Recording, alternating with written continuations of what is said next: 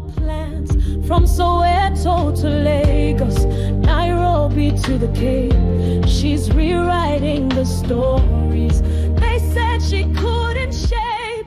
Mom's rising in Africa. What makes the great great? This is Lerato Sithole, your host, the founder of Think and Grow Rich Africa, and we are here again in conversation with greatness. And greatness is Supa Piet. Last time we spoke with Supa Piet. In fact, I'd say last time, but we have been traveling a journey with him. The thing that still stays with me, there's lots of things that are staying with me. And thank you for the feedback that we're already receiving, those that are watching, and all I know is that the impact is transformational. So the one that I just want to just bring on, because it's in my heart, is the story around belief, where Supa Piet says it starts in the mind. The belief is something that grounds you. Faith grounds you, but it's based on purpose. And we do remember way when we started that Piet knew that he will change the world through sport. And he already had seen the vision of the gold medal. And it makes me think of the creation of God. Genesis chapter 1, verse 1, 2, and maybe 3. God's intention was stated there. In the beginning, God created. Then what follows there is that the complications that comes when one has an intention. The earth was without form. It was void. There was darkness. So all the things that could disrupt anyone. And I think God was laying a blueprint for us. But then the verse that follows then doesn't tell us how God wrestled or argued or moved away from his intention of creating heaven and earth when he saw that there was no form, there was darkness, there was chaos and all of that. He continued and he opened his mouth and he said, let there be. So if looking at your journey, Piet, what you had at the age of 6 and all these disruptions that happened did not move you from what you had initially. You still went on. It's almost like you still went on and said, let there be, So your let there be still remained with sport. Let there be still remain with your purpose. Let there be still remain with what you saw at that age. And what we have been talking about is the type of disruptions that came into your life. But what's amazing, what is moving, what builds my faith, is the fact that nothing moved you. You said last time it didn't change you. Maybe the method of delivery changed, but the purpose remained, and it's still the same. And I want to welcome you to this conversation today. No, thanks a lot. It's actually ironic now that you say that, just a small little other factual thing. So my name, Pieter, comes from, derived from Petrus, which is like Simon Peter. Peter, yes, the rock. And it means rock. Yes. Or like the meaning of the name comes from rock. So now when you say, I weren't moved, it's funny because I always think you're solid as a rock. Solid as a rock. But it's funny how that's your name that's given to you by your parents without even exactly knowing what your life holds. But interesting. That's and I mean at the same time you now say this, and when you were 6 years old it's like you heard you, but I mean I don't want to say back then obviously it's not like back then I didn't realize it's God that like plants the seed. Exactly. But obviously yes. As you grow up, yes. I believe that's just what it was, So, but just putting that out there. It's not like back then. It's not like I knew about God or whatever, but that was when I was like trying to figure out if God is everywhere, does he fly with helicopters or whatever to see everything? I also thought so. You're a kid, you don't realize. I also thought the helicopters are carrying so much of God. So. it is significant that you are one of the special people that remembered and knew at that age and saw that vision. And you knew about sport, but you also saw that vision. And one of the vision is the gold medal. And you did say that that's not the ultimate thing, but you had a vision. The purpose for me is changing people through sport. Yes. Then you started seeing visions of how it manifests, right? Yes. So When it obviously just evolved. It just from there. evolved, When exactly. you're a kid, the gold medal is everything, but maybe when you grow up, the gold medal is you are CEO of a company. Yes. And that is the gold medal. But, but yours was mine literally it stayed becomes like literal, that, yeah. right? Yeah. And why I say it's significantly important and the fact that you are one of the chosen ones to have known that is when I do my coaching, there's a 2-day retreat that I run, which I call Back to the Future. And the thing that we do then is to get people to remember what their purpose is. Because you don't rewrite it, you don't invent it. It was always there. And most of the time, people find the original purpose at that young age. At that young age, 6, 7, in as far as they, they can remember. So it is something that shows, in fact, confirms to me that that's the right place to start. But you are blessed because you had it and you kept it. Yes. So today I would like us to go on that journey around the sports. Around the sports, because the last time we spoke about you being back into the sports, starting with the small things like, the rugby and traveling to Germany and all of that.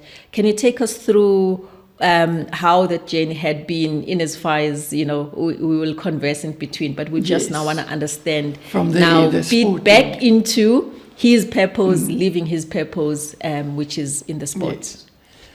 Yeah, so, I mean, like you say, last time the foundation was laid and I had figured out things. I traveled overseas to help figure things out and to let my wife realize, where I'm going with the sport thing, even though I don't think we both realized where I'm really going with it. So from there, I think the key thing was at that point then, at that very, during that time, there was no events at the Paralympics in the sports I did. I think wheelchair rugby was the only event, but that's a team sport. That time was now end of 2007, beginning 2008. Right. And 2008 was our Olympic year. Yeah. So 2008, there was no individual sporting events for my sporting category at the Paralympics. Yeah. There was wheelchair rugby. Yeah. But as far as I'm aware, in any other sports, I don't think there was like anything in athletics. That I know for a fact. There was no hand cycling for quadriplegics. There was no triathlon, or there still isn't. There's even swimming. I think I'm not even aware if there really was events in swimming specifically.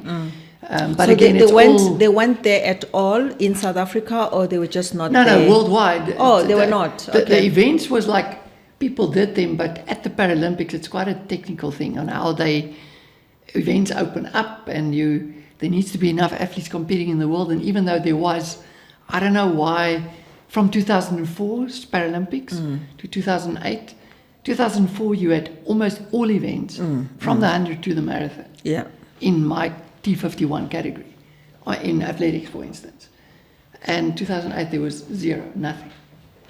And the same thing, in 2008, it was the start of hand cycling, but for paraplegics. Yeah. So back then, quadriplegics, So it the was bike only wasn't even introduced designed. then? Yes. So Okay. quadriplegics, I don't even think they realized that we could hand cycle necessarily at that point in time.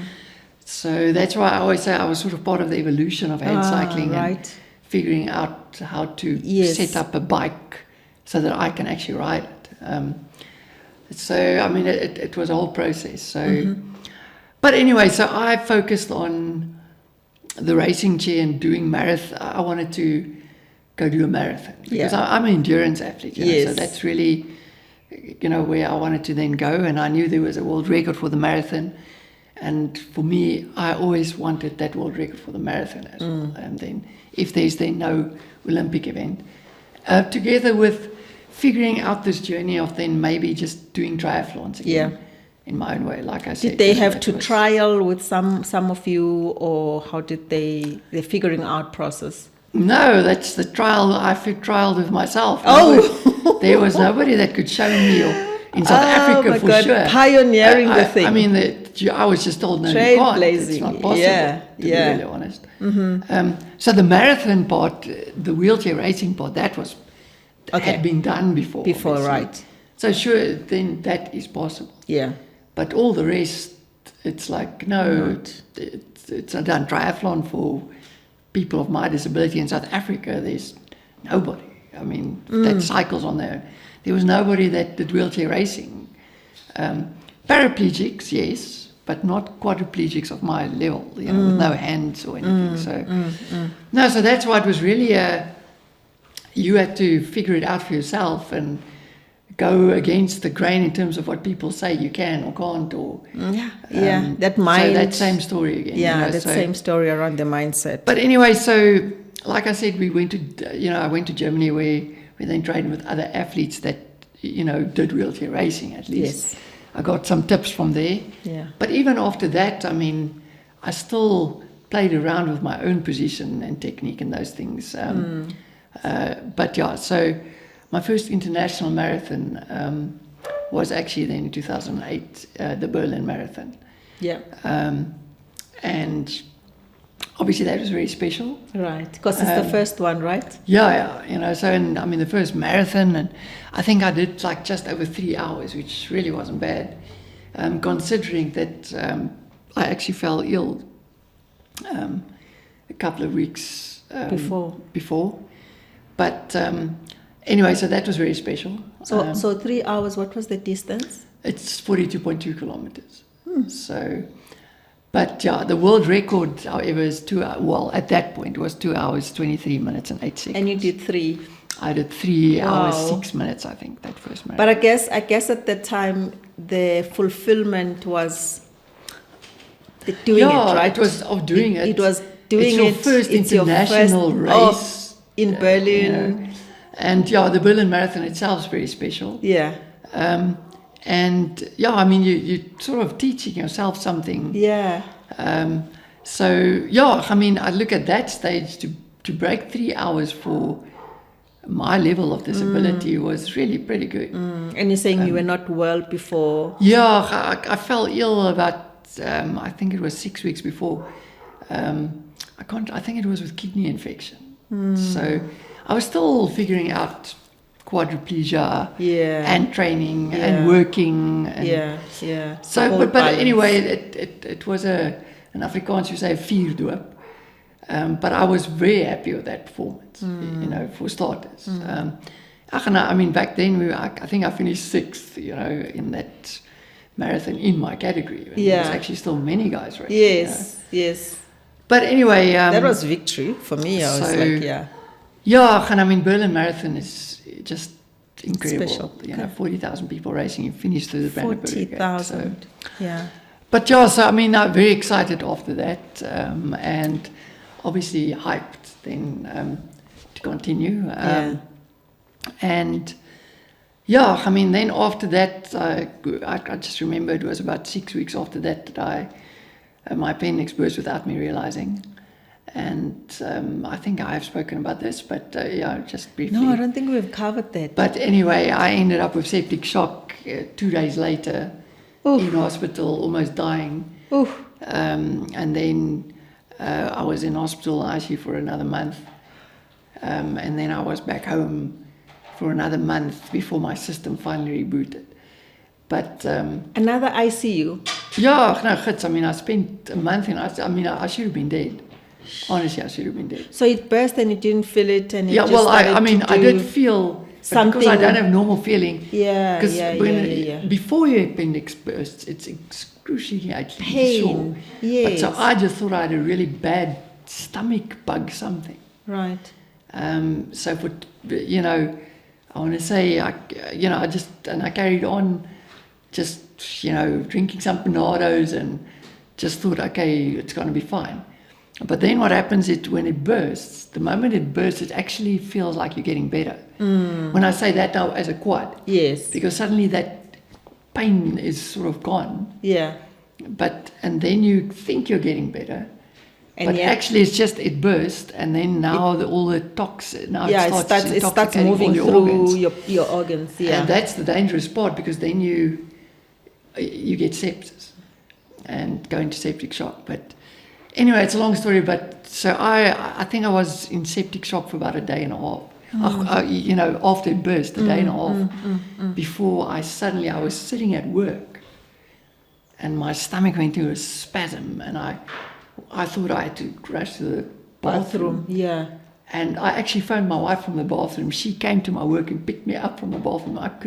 You couldn't get out. I've ended up on the floor there. I couldn't breathe. Sure. But anyway, long story short, Got to hospital. They had to operate twice. They operated, and 10 days later they had to take fluids out of my abdomen again. And I was just half dead there for a month, basically, before I went home.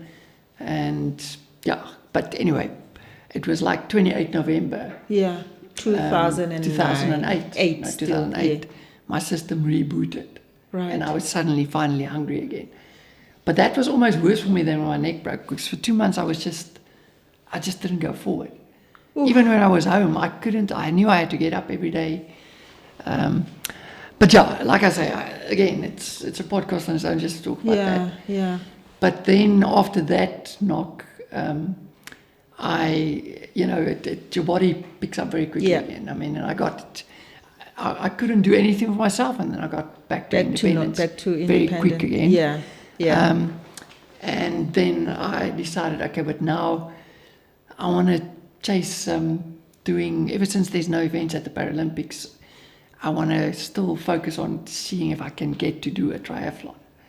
And at that point, the idea was just to get to do a sprint distance triathlon. Yeah.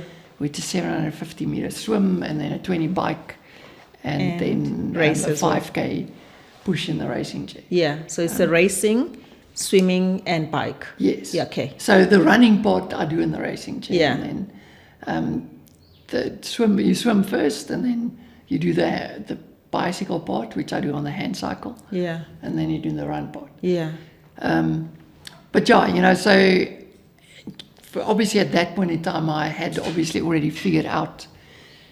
I had a hand cycle. I'd figured out hand cycle, how it set it up for me with the bikes that was, back then, customized things.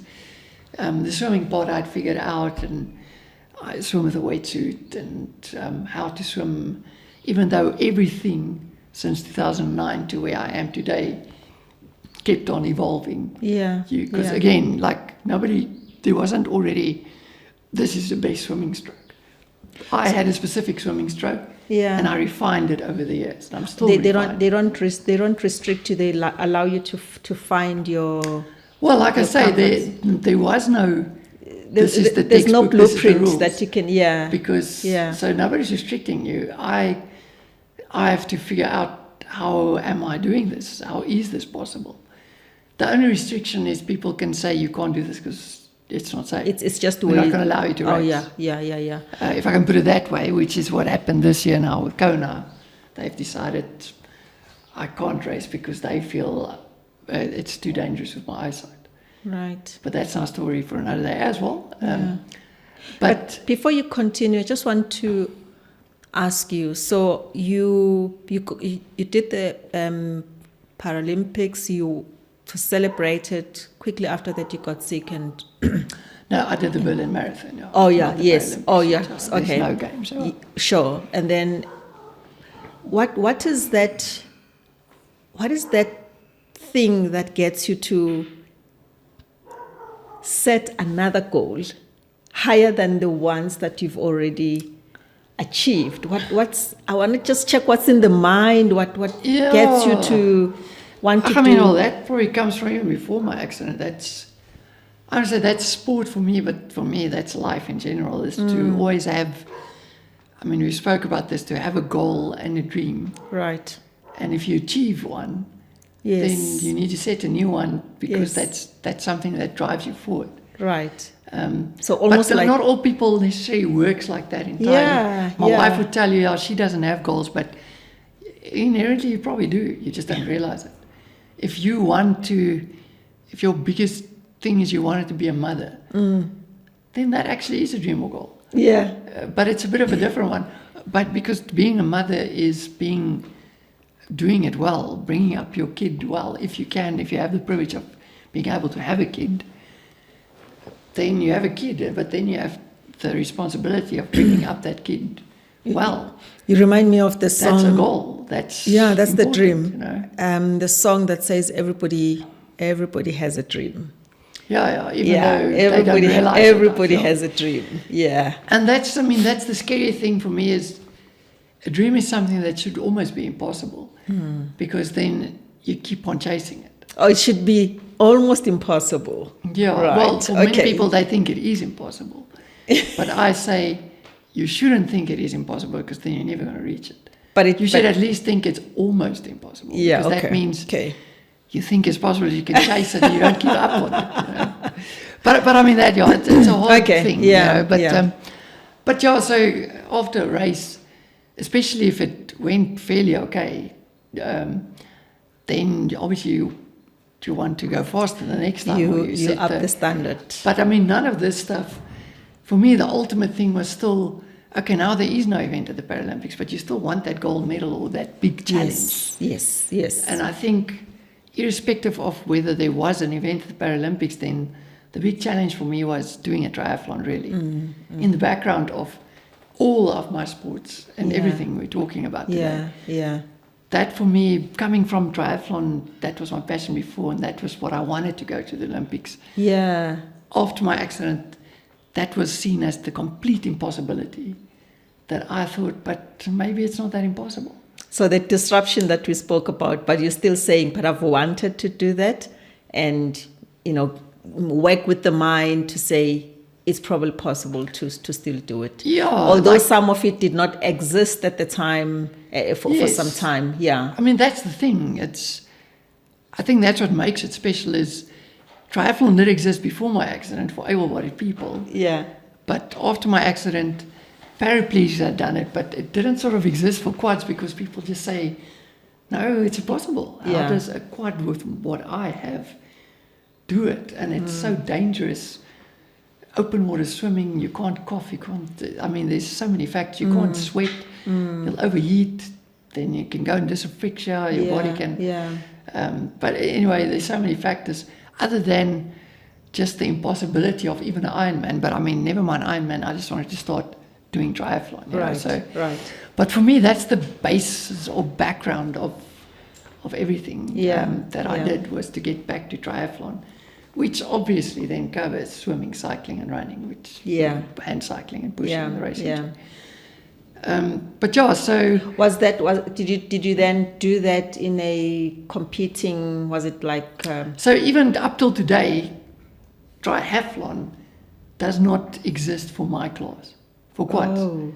There isn't a quadriplegic triathlon class. Oh. So every triathlon I did, if I raced against other wheelchair athletes, they are paraplegics. Right. And I've most often beaten them. But I mean, then I'm not racing against elite level paraplegics, but they're racing against the elite level professional quadriplegics. Right. But because it is hard. For a quad, again, I make these things look easy and I sound nonchalant, and I'm not somebody that over dramatizes or makes it sound so incredible what I do. Because that's just my nature, because I feel if I make it sound so hard and dramatize it even for myself, even like a world record, if you try and tell people it's so ridiculous what I'm doing, that means I believe it's so ridiculous, and then it's not possible. Where if I'm nonchalant and think, it's easy, it's possible, But then I think it is possible, we all know and then I that- go out and do it. Yeah. But if you make it too big thing, you're going to struggle to See the beat that possibility. big thing. Yeah. So that's my big thing about all these things is, yes, it's a dream, but it's almost impossible. It's not impossible. It's almost impossible. Because if you make it too impossible and over-dramatize, then it's not going to be reachable. It's going to be very hard for you to think that you can reach it. You know? So I guess that's another mindset nugget that you absolutely a mindset thing. Yeah. Because if you, we'll get to it. But so for me, so coming again to the point. So now, as a quad, it is really hard. Yeah. First of all, to do one sport. Right. Now to do 3 sports. Yes. Especially open water swimming, if you have to go practice in a wetsuit, getting a wetsuit on for starters. For a quad of my level, it's already hard just to get out of bed. Now you need to get out of bed, put a wetsuit on, go swimming, get in a racing chair, put gloves on, go and half of the stuff you can't entirely do on your own. You need to ask people for help in and out of the racing chair, for instance. There's ways of doing it. I mean, I can get certain things completely by my own. Cycling I can do on my own. Swimming, I drive there, get in the pool, get out of the pool. People help me there, just in and out of the pool. But it's still, there's a lot of effort involved. Yes. Versus for a paraplegic or an amputee, they just put the stuff on. They jump in and out of the chair, they jump in and out of a bike. To explain the amount of effort difference is it's chalk and cheese. So we, like I say, just getting dressed. Most quads of my level aren't independent. Yeah. They don't dress themselves. Yeah. So then it's not even possible for them to participate in sport. Never mind. And I mean, while we're on this thing, that's the beauty for me of this. We're going to get to the Ironman. Yeah. But when I finished the Ironman, there was a guy who played wheelchair rugby with me. Positive guy, exactly the same as me, function-wise. Positive guy, carried on with life, working, awesome guy. But he was not independent. He didn't dress himself, coming out of rehab and stuff. And he was initially told, this is life as a quad. This is what you'll be able to do. And he was happy with that. Super guy, But he still didn't stop doing all the things that he wanted to do, right? Yes, he needed more help. Yeah. He permanently had a caregiver or a person or family helping him getting dressed, putting his chair in the car. He wasn't independent. Yes. Because which that is different from you. 99% of quadriplegics of my level, that's their life. Because it is hard to get to where I am right now. But then once you are there, it becomes second nature, and then it actually is easy. But the journey to there is hard. For me, it's the mind journey more than anything. But then... and the voices are saying something different. Yeah, and the doctors are telling you that. Because and they've got stats. For them, they hadn't seen the Pieter du Preez. And there's other guys in the world that's also independent. But that's not the norm. And they're also trying not to give false hope or something like that. But also textbook-wise, it was just in the past, it's not possible again. Yeah. Where I feel the textbook needs to be revised because we've moved the ball. Indeed. So that people can just move a little bit further. But the point being is that this person then saw me do an Ironman. And then he was like, and this was years, I hadn't seen him for 5 years, probably, I don't know. And then he said, okay, well, if Peter can do an Ironman, then I can dress myself. Wow. He went back to rehab, but outpatient, Right. And asked them, no, but I believe now I can dress myself. Because I've seen Peter. Because Peter can do an Ironman, and I know he dresses himself, but he can do an Ironman as well. So if he can do an Ironman, then I can dress myself. And he even contacted me and asked for some Can you tips. see the impact? I mean, that's the funny thing. That's the stuff I'm the proudest of. It is the sports out of part this world. is not for other quads to also do Ironmans because that is a bit insane, and it is, like I say, it's now more than 13 years since I did the Ironman. No one else does triathlons. Yeah. Still, I mean, maybe one guy's done like a triathlon or whatever, but there's not enough guys to make it a competitive sport for us because it's too hard. There will never be many guys doing it to make it competitive and make it an event at the Paralympics. But for me, what it did was it made guys realize, it's one thing, okay, Peter dresses himself, wow, he's amazing, but it's hard, so not everybody can do that. But not only does he dress himself, he goes and does something that's completely insanely impossible. Yes. Then if he can do it, I shifted the bar to there. Yes. Then that means where I'm now, I should be here, which is I can dress myself. It takes me back to saying, you said, I believe I am going to change and impact the world through sports. And it's exactly that. No, and that's why I'm telling this story now. That. And it purpose in and this is life. A physical impact. Yes. So I know it's inspiring. Maybe spirit mindset, because for him to believe and then do the physical thing is actually more than physical. No. So it is absolute mindset first. Yes. Everything is mindset. Yes. But from mindset comes the physical. Yeah. But what I'm just saying is, this is, for many people, they're not in a wheelchair or whatever, and then going and doing, so then for them, that's just motivation or mindset. Yeah. For this guy, it's motivation, mindset, but in the end, it translates into, for me, super purposeful, physical. Super purposeful. Suddenly. Yeah. And he even came and asked me for tips on how I dress, on how to do it. The things that you do, And, I mean, even though he might not be entirely the complete independence level that I am maybe today, what I do know is he his ended life up was dressing impacted. himself. Yeah. He was living with his parents, in the house with his parents still. Yes. Working, adult. He moved out of the house. He got independent, dressing himself. Yeah. And all because I did iron. Oh. So I can't ask that for was the more. impact of sport. Wow. So, but that's why that's the beauty for me behind it.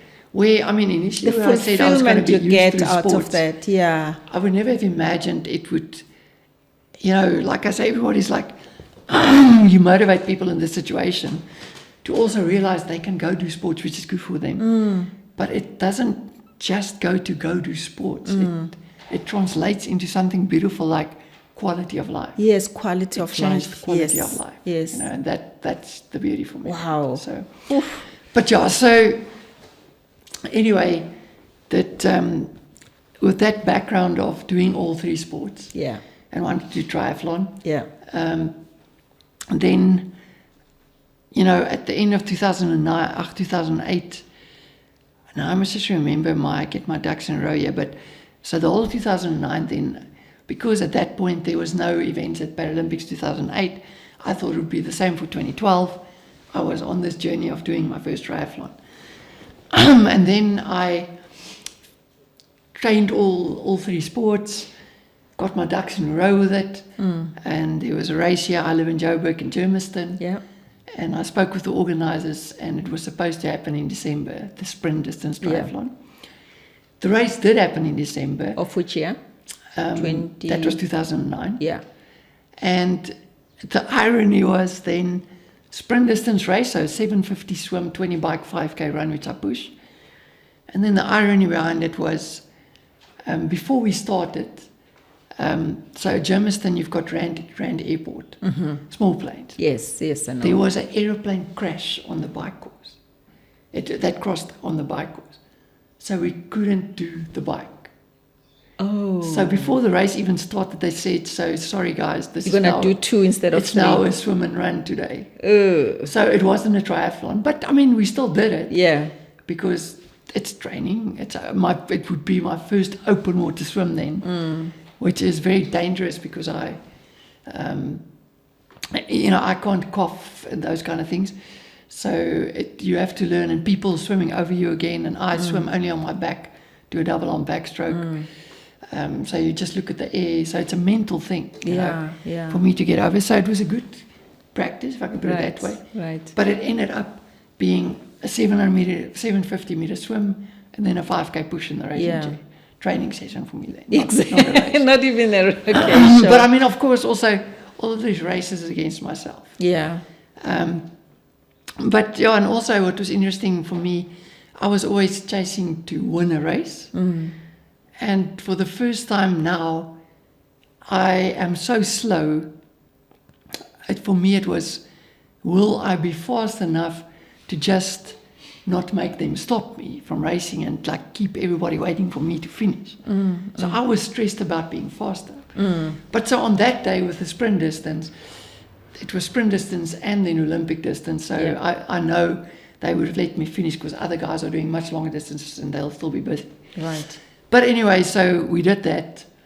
And then the next one at that venue was 7 February 2010. But now I had an extra 2 months of racing, of training. So then I decided, okay, well, then my first official triathlon as a quad is going to be an Olympic distance then. Because I've got another 2 months. And the Olympic distance is 1.5 K swim, and then 40 kilometer on the bike, and then 10 kilometer push on the run. Yeah. I pushed that in the racing chair. And anyway, so 7 February came, there was no plane crashes. So we could do a triathlon. Around, yeah. Same in the East End. Yeah, again, Yeah. so it was the same venue. Same because now, venue, yeah. they had the series, Yeah. So it's just that was now 2 months later, so I could, go do the same race, same course, etc. I'm ready. Now, it's important to realize I can't sweat, so it's hot. So for me, the key thing is to be honest, like, if I get over the swim and start the bike, then it really is just to get through the heat as well. So, but yeah, I mean, like I say, I can talk for days about those firsts. But that swim, I remember, I was fighting off panic attacks. Because now you swim in Germiston Lake and there's an area on the corner, I don't know if it's still like that today, but on that day, where you swim through algae and on my back, and then it's over your face. And I don't know if people that listen, if they've done open water swimming, people swim over you, hit you in the face. And now I'm a quad, you swallow water. And this algae anyway, and so all of that. I just remember I was fighting off panic attack on that first loop. And with that, I've got this voice in the back of my mind saying, you can't do this, and you're going to take so long, people are going to tell you to stop, and blah, blah. But then after that, it was 2 laps of 750 meters. After the first lap, and after I've just learned to close my eyes on my back. Even for able-bodied, if you swim freestyle and you get panic attacks in the water with open water swimming, I would just go on my back, do backstroke, breathe deep breaths, those things, close your eyes and just relax.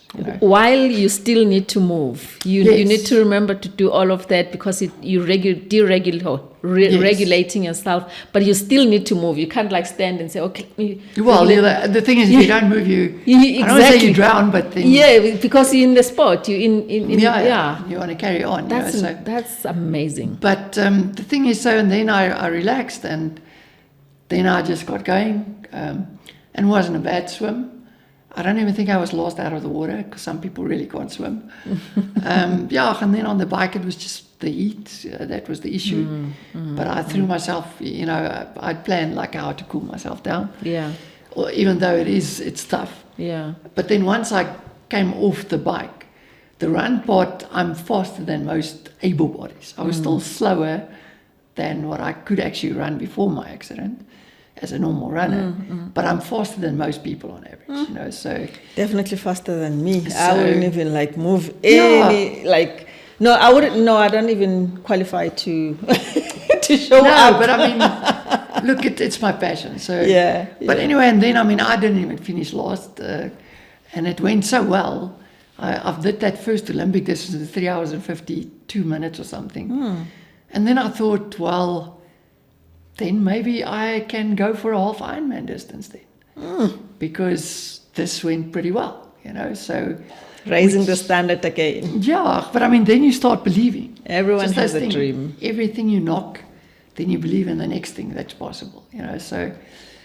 And so then I really started thinking about, maybe I can do a half Ironman. So that was beginning 2009. Or do I have my years right now? So, actually you thinking that you was... had said 2010. Yeah, sorry, February, it was when- actually December 2009. That was February 2010. 10. Sorry, Yes, yeah. yes, yes. And then I started thinking about this whole half Ironman thing. But obviously just training. I mean, I did other sports. And in 2009, I'd already done a second marathon in Japan. 2010, I actually didn't do a marathon. I rather used money to buy another bike thing. But anyway, so I skipped a marathon that year. Okay. And I focused on the triathlon. Yeah. But yeah, so then I was on this journey of seeing how far can I get this going, but just the sport ticking over, doing the training and those kind of things. But yeah, and then end of 2010, I did a race at athletics at UJ, just to get some times on the board that was official, because I thought there's no events for us.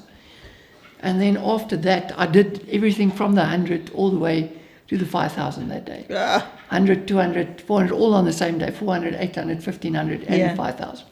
In one day? Yeah, in one day, all the events somewhere, because I just wanted to put times down. Yes. And compare it with what I know had been done in the past, just to see. And then I realized in the racing chair, I'm actually not bad with the sprints, because then after that day, there was one of the ladies, part of like SA, selection and team and stuff for World Wheelchair Games, I think it was, that said, no, there is 100 meters at the Paralympics in 2012, but just 100, not the endurance stuff.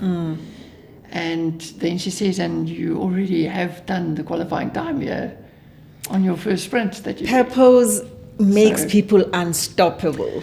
So anyway, and then that was end of 2010, so the World Champs was then set for New Zealand. I think it was in January 2011. It was a weird date because it was in New Zealand. Yeah. And I might have my dates wrong a little bit here, but that was towards the end of 2010, and then qualified, and then I actually went to World Champs for the sprints. So at World Champs, we did have 100 and 200, even though we knew it was only the 100 at the Paralympics. That's why I say it's a bit technical what events ends up being at the Paralympics. Because so this would be your second World Champ, because the other one was the one was in Berlin, right? No, but so Berlin is just a marathon. It's it was not a World Champ. This is athletics World Champs. So it's my first World Championships. Wow. Anyway, and that sprints, and I actually managed to win a silver in the 200 and a bronze in the 100. Wow. So I actually medaled in sprints. Wow. But I mean, that being said, the depth of competition, it wasn't that much, and it was the first World Champs again since they didn't have events for us in a very long time. But nevertheless, that sort of sealed the deal for me to be, I want to say, make the team then for London 2012. Oh, so it's qualifying stages? Yeah, I mean, obviously you have to be. So how it works is you open up slots. Paralympics works different. Olympics, top 3 guys, so with athletics. Each sport it's a bit different.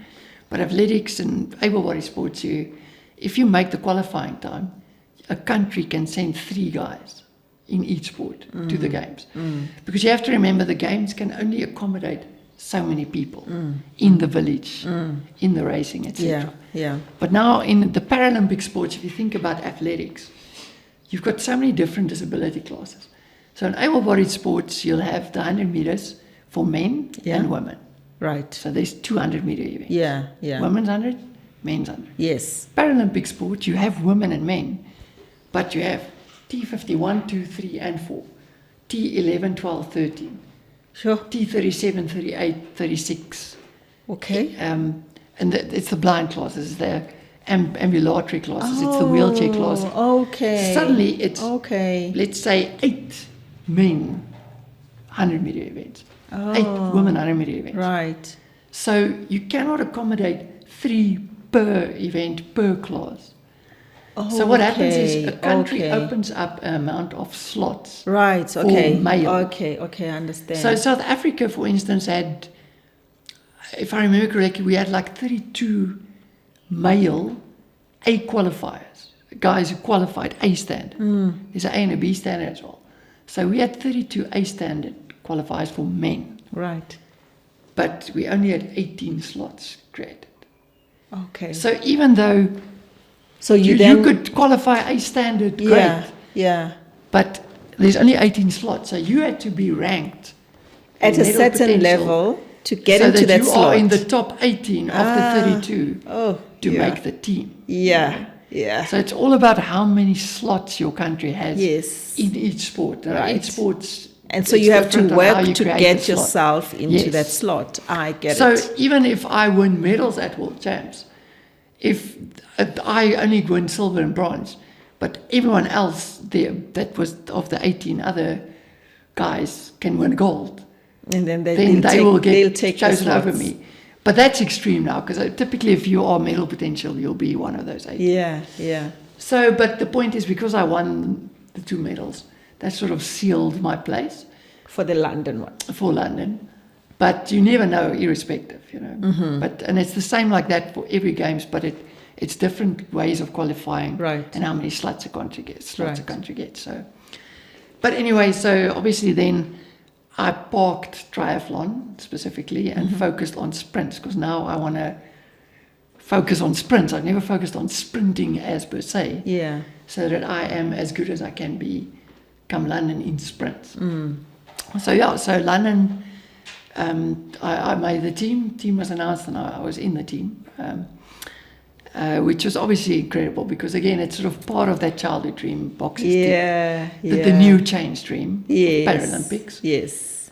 And even though it's the 100 meters, it's not your passion, But it's but yeah. it, You're there. that's what I have, so that's what I take. Yes. And I qualified, which is Yes. great, you know, which is really special. Right. And I mean, again, I when I race, I want to go for medals. So you try and think, okay, I can medal, you know, and I medaled at the previous World Champs. But then, I mean, yeah, there's, with classification, I'm not even going to go into that with podcast, but there's what we call classification doping. Guys cheating themselves into a class in the yes. classification. I mean, I always hear about it, but you know, we don't so get guys to, who have more muscle function, and there's politics and things. Yeah. So there was a lot of that happening also. So suddenly, now that it's a Paralympic event, more, I want to say, cheats come into the class, which is exactly why now there's not any sprint events at the next games, because these guys kill the sport, because then the real quads, you know, they can't compete against these guys, you know. So anyway, long story short is there was some of that happening, but in the end, I still had potential to medal. Right. And yeah, so I mean, work towards Paralympics. Unfortunately, my mom passed away in 2012 as well, which was tough. But I mean, that happened in February, but 6 weeks before the games, I fell very ill with a lung infection or some kind of lung virus, you know. So I was very sick. So for 2 weeks, I did nothing. I was in bed. So that was not great timing. So that obviously affected my your standard. performance. But it affects you for much longer than just the 2 weeks that you are sick. Then you need your body recovers still for another 2 weeks. And you must then get back to the rhythm. And then sadly, like literally a week before we left, a guy skipped a red light when I was on my way to work. And my car was written off. Luckily, I didn't get badly injured, but I did get some whiplash and stuff. So none of this helped my So hang on. roll into the 2012 games, no. you know. So, but what I'm just saying is, So you were not well, and then got fine. Yeah, and then but as I just got as you sort of just- into guy I'm training drives- properly again, then a guy drives into me over a red light. He ran a red light on the way to work at Deloitte. And yeah, I mean, it could have been worse, like you always Could have say. been worse. But obviously, I had some whiplash, and Yeah. again, it wasn't So you had to crazy then injury, again but get there yourself- was some muscle stiffness in the neck and stuff. So again, a couple of days of taking it easy and just doing the right stuff for recovery. This was literally like a week or 10 days before we left for London, you know. So the point is, it wasn't a perfect lead up. But no excuses. I mean, I got So you myself still, into with some... all of that, you didn't like call it off. You No, I mean, in the end, I was fine to go. It's, right. I could race. I mean, some of us I'm would just have saying it called was it just off not and said, the no. ideal. Yes, yes. And as yes. much as I'm a super positive guy and you believe you're going to do this, whatever, it was funny. There's a, like I feel like I read like a verse in the Bible doing my daily thing, and you can read into it what you want, but as much as I try to tell myself, this is going to be my games and this is God's plan, I'm going to win this medal. When I read and when I prayed and those kind of things, I just didn't feel God is telling me I really am going to get it. But the moment you tell that to yourself, then And it's exactly like that. Yeah. But in the end, I ended up 6th in the final. Okay. Which wasn't bad, but in terms of time and those kind of things, I definitely didn't race up to my potential. But nevertheless, I mean, you raced in a stadium in front of 80,000 people. Incredibly special. Your first games, whether it was ever going to happen again or not, doesn't matter. Yeah. It was First special. international. And it was sprints. It's not really who I am. That's not my passion. Yeah. But I mean, like I say, no excuses. I did the best I could on that day, and it wasn't my day. But taking a step back, coming 6th at a Paralympic Games With all the challenges you had prior sprints. to that. Yeah, and irrespective of the No, for challenges. me, the challenges makes you number one. That's me. But I mean, I won't use those as an excuse. Yeah, no, I Because get you. if I, on the day, fired and I was just feeling it, it could have been a better result, but it just wasn't. It wasn't meant to be on the day. Yeah. So I mean, it was solid, but it wasn't good, Right. unfortunately. So, and still, I mean, it was amazing experience. And yeah, I mean, lucky my wife could have been part of that team, and it's always that team effort. So I just remember on that night, I'd obviously done my research before I just started focusing on the sprint. Yes. On where I would do a half Ironman. Yeah. Because I had to choose the course. I have to make the able-bodied cutoffs. Yeah. So there's no special treatment for us, which I There love. isn't. Because I love that because... I thought it's categorized or it's grouped. No, I mean, they have the hand cycle division.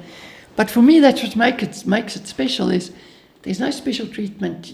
When I crossed that line and I made the cutoff, and you crossed that line next to me, you being able-bodied, we crossed that line under the same rules. It's and on cutoff. merit, yeah. So if you made the cutoff, I made the same cutoff. Wow. That's what makes it cool. I honestly thought and even this. more impossible. Yeah. So anyway, so I chose a course that's very flat on the bike because I lose a lot of time on the hills that I don't make up on a downhill as a quadriplegic because I don't have the triceps. So you were saying that paraplegics- that night there's something that happened. No. So that night, but so we're paraplegics, they don't lose that much time.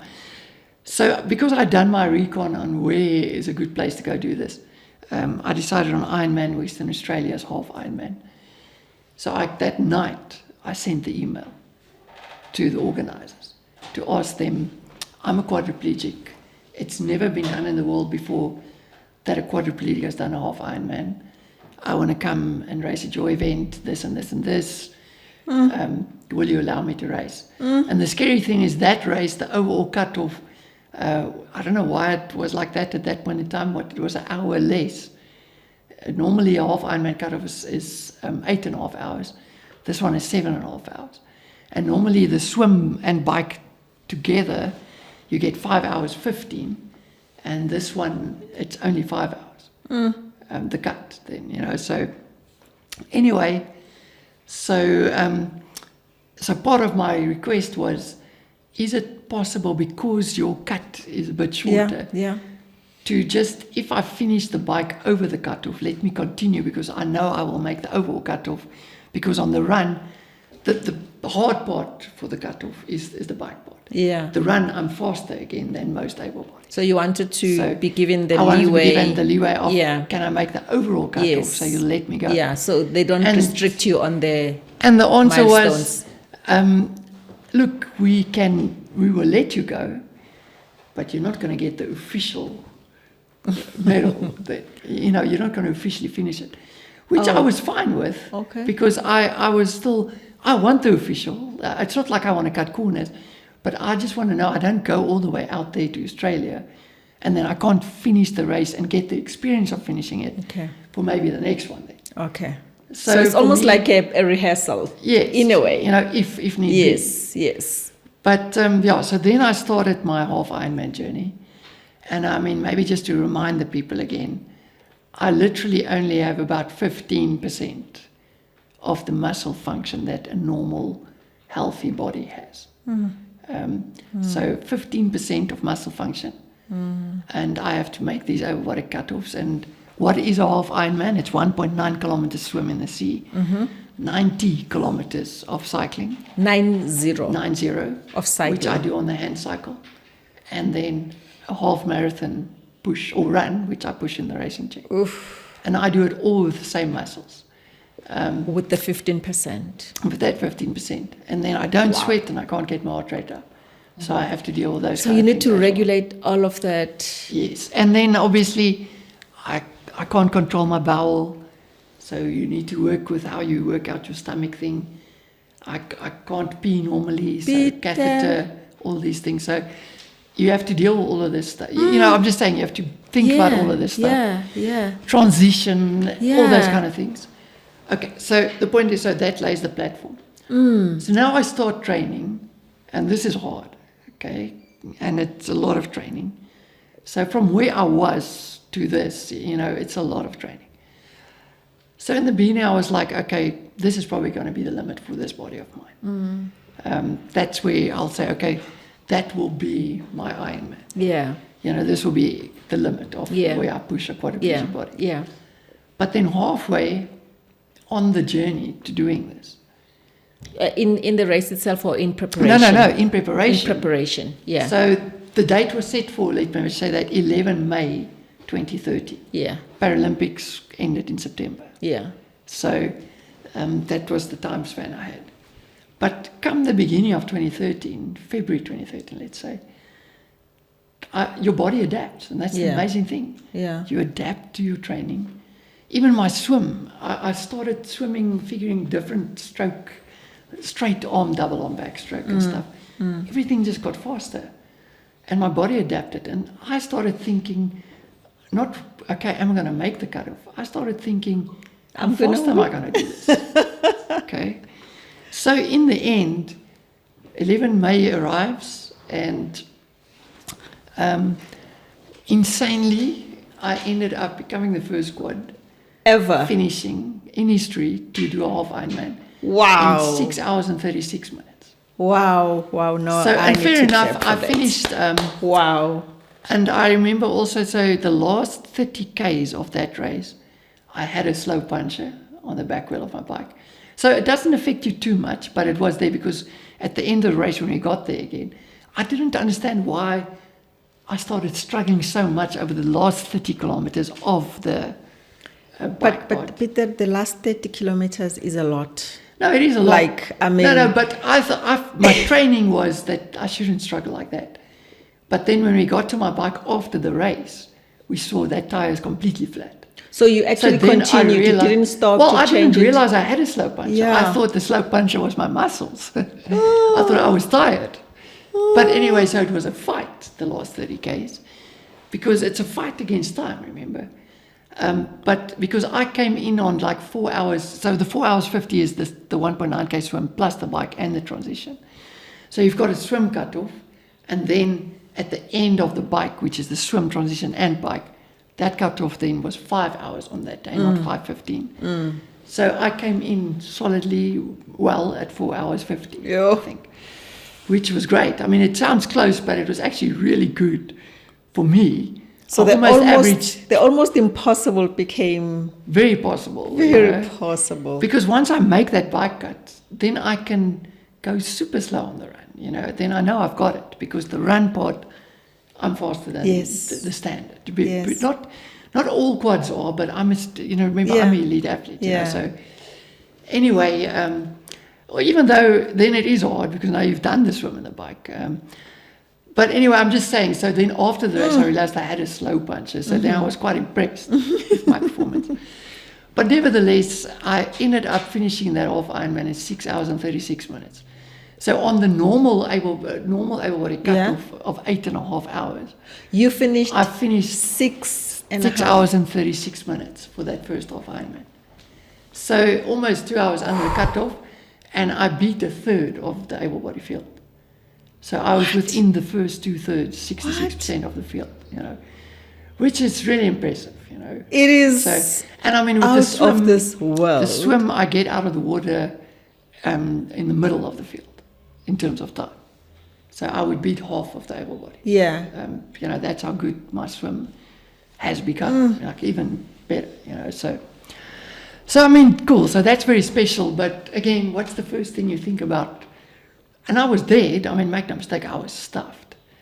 But obviously, you're pumped because you But the just did something satisfaction, the super special, fulfillment, and you killed that cutoff time. and wow, was it a world record or was it? No, it wasn't. Well, I mean, it's You're a the world record first, up to you said. today. I'm the first, so it You're the would be first. the world best. Up to today. Up to today, I've done a bunch of half Ironman, so that now I do hold Yeah. the world best. But whether it then stands as an official record, I don't know, because you're a quadriplegic. But irrespective, my name was etched in history. Yes. So, but because this went so well. Done. Congratulations. I don't know what to say. I mean, it's Thanks, but then I thought, well, maybe a full Ironman is possible. So then where initially I thought this would be the limit, suddenly again, now you've hit this mark. Yeah. You've broken the cutoff by almost 2 hours. Yes. Now a full Ironman is exactly double that. So it will be 16 hours. And so the cutoff is 17 hours. 17 hours. Okay. The distances are 3.8 kilometers swim. So everything is double. And Yeah, the of course, bike, because you've done half. 1.9. Yeah. So it's a 3.8k swim. So 180. 980. So 180 kilometers kilometers on the hand bike. And then a full marathon, 42.2 kilometers, that I then pushed in the race into. But it is double in terms of distance, but in terms of mindset and training, it's not double. It's much You still harder. put the same effort. No, it's much harder. Okay. I mean, it's not, you can do a lot less training and go do a half Ironman. But if you do that same proportionate minimum training for a full Ironman, you probably won't finish. It's a completely different ballgame. So anyway, so I'm just saying, but then I was like, okay, I think I can do a full Ironman. So again, I always say if you set the date, it becomes a goal. Otherwise, it stays a dream. If you set a date, it becomes a goal. Otherwise, it stays as a dream. Yes, And because- sometimes if it stays as a dream, nothing moves. It might never happen. Yeah, it might never But happen. set the date, and it becomes a goal, and you focus on the goal Yes. persistently. So that's why for me it's important to set those dates. Yeah. And I always say you don't have to set the date. It's a race and set the date. Even with anything else in life, if you, for instance, realize, geez, you better work on anger management. Yeah. You get angry too quickly with your kids, or even at work with people or whatever. Then you can say, I want to get better at this. And set it And down. I always say, if you set that goal or dream, Yeah. write it down, Yeah. sign it like a contract. Yes. But the important thing is share it with people that can keep you accountable to.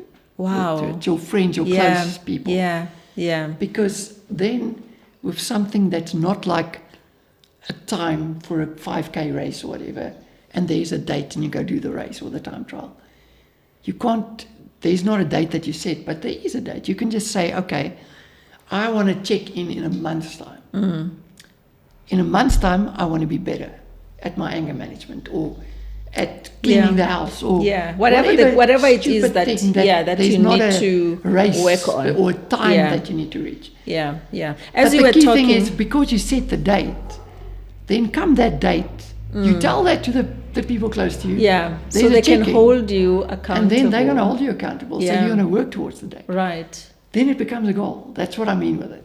Where if you don't set the date, it stays that dream, and you just always talk about it. And nobody knows And about that's where it. Nike You can break comes in it. for me with just do it, and eventually that became He said, just live it, he said. Is Yeah. do it. Yeah. Because if you talk, it's It that never dream that gets never done. happens. It never gets done. But and that's where you're setting a date, making it real, it makes it touchable. And somehow it makes it a bit more believable. Yeah.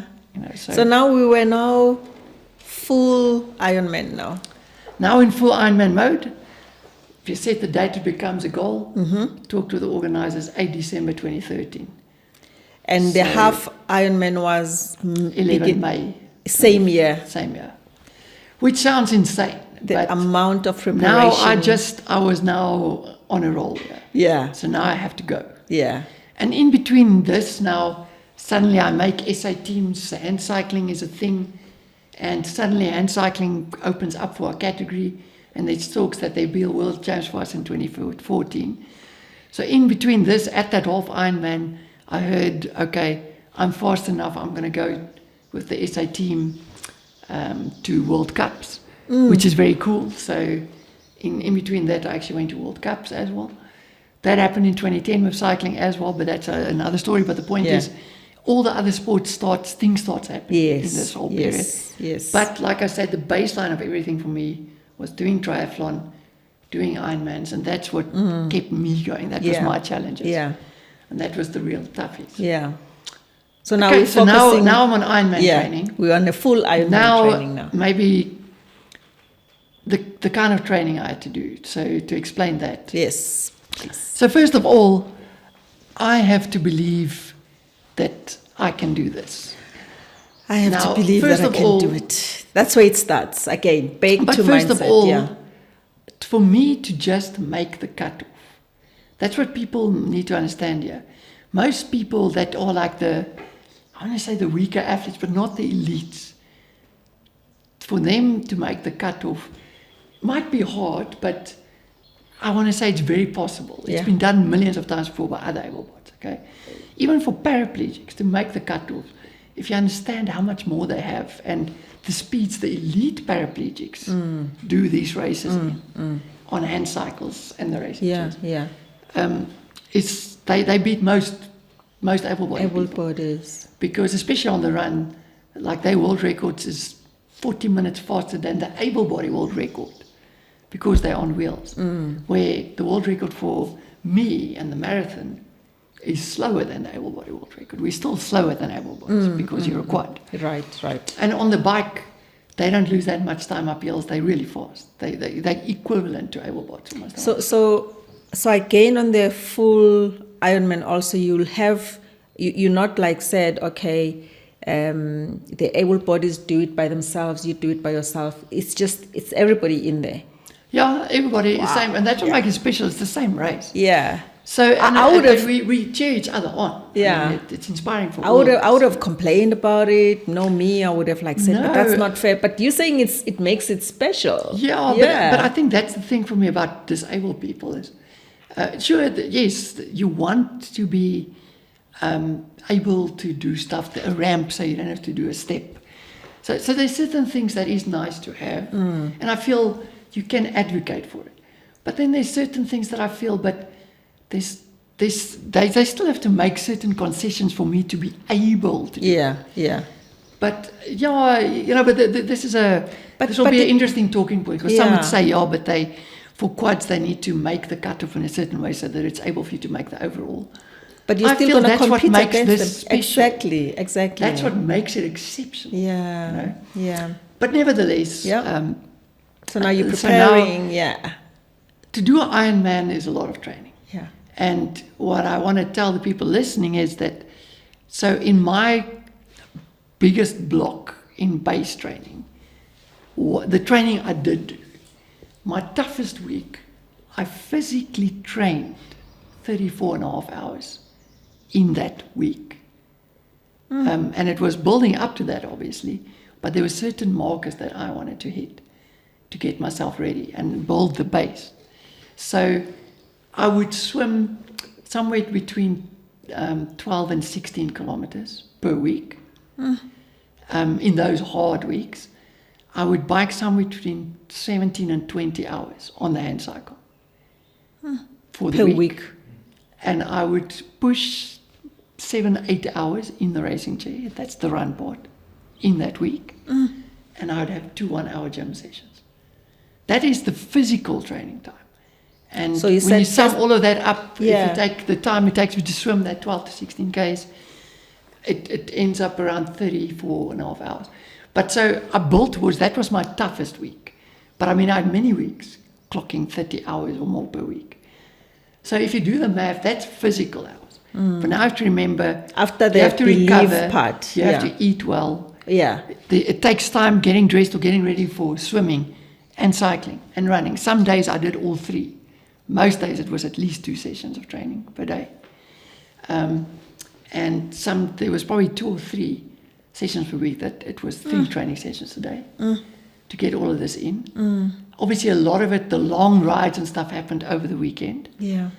But if you account for getting ready for a training session, driving to the cradle and back, Yes. driving to and from the swimming pool, those Yeah. kind of things, Yeah. your time spent on training for that, let's say 34.5 hours, or that week, would be 42 hours. For a 30-hour week, it would be 38 hours. Now, if you equate that in days, it's somewhere between 5 to 7 hours per day that you are busy with training. But physically, on average, you're training 5 hours, 6 hours per day. Okay, so that's a lot of training. It's a lot. For this body of mine with 15% of muscle function. Okay. Oof. Then you have I mean, yeah, that's then you again we have to keep I in still mind. work as an actuarial analyst. You still So at that point, I started working 3/4 days. Yeah. So actually, I started doing that in the lead up to the Paralympics in 2012. But so I was on 3/4 days. So I spent 6 hours at the office. But so now it's 6 hours at the office. But I must say, I mean, my team, those were the days where you still went into the office every day. I didn't have a laptop. I can't remember if I had a laptop by then. But irrespective, you were supposed to go to the office, you know. But again, the way my team at Deloitte allowed me to do what I do, Yeah, that we flexibility. worked around it, you know. Yes. So, Yeah. but they were on that journey with me. Yeah. You know. Yeah. And of course, my wife, Yes. how we made this work, it's incredible how Sure. it just happened. So that sets the scene, you know. But for instance, in that longest week, I wanted to do a 8.5-hour bike ride, averaging on that route as a training ride. I wanted to average 20 Ks an hour. So I wanted to do a 170-kilometer ride on that ride, and then I would do a push after my long rides. You typically do a run off the bike to just get your body used to what it feels like to get going on the run after the long ride. So I had to do a 30-minute push off the bike.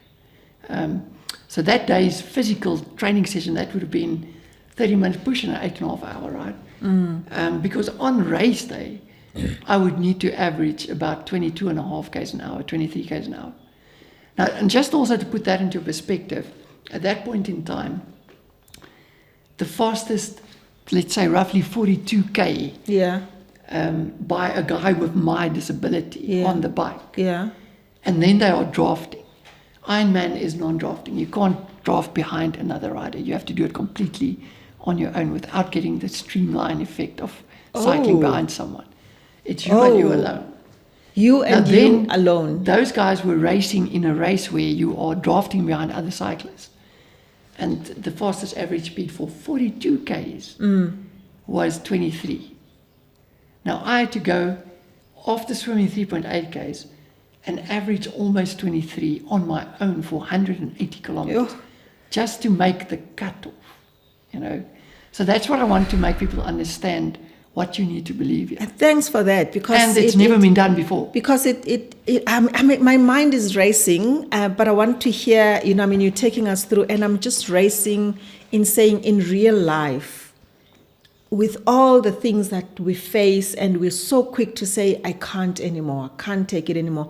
But if I take this and what you're taking us through, I am like looking at the almost impossible that one will pronounce as completely impossible, you know. So Most people will say this is impossible. yeah. So I mean, continue to take us through. But I'm just thinking how this is also like shaping my mindset and those that will be. Look, and that's why I bring this in. Yes. And it might be a bit technical for most people that's not into sports, but what I'm trying to say with these average speeds is 23 sounds slow for most people, but for quads, even now, averaging 23 for a bike race when you are drafting is really good for people of my ability.